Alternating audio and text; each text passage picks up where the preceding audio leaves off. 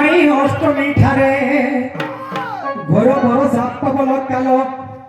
নীতি হয়েছিল অতি অন্ধার গো সকালে কৃষ্ণ জন্ম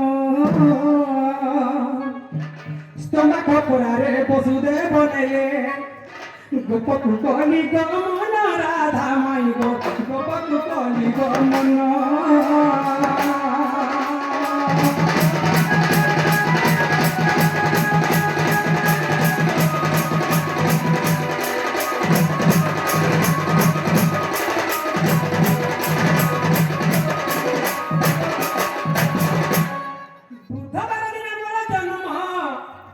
जन्म खबर पाइसना श्री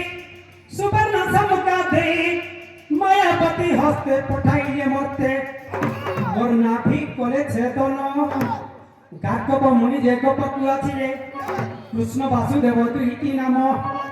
देई चली गले गार्गव पुनः गो जातक नाम मोहर हरिवंश ग्रंथ जगन्नाथ कृत्य अथई गोपालीलार गो सुनमाई गो मोर मुझको ही देवी तक आकर गो सुनो माई गो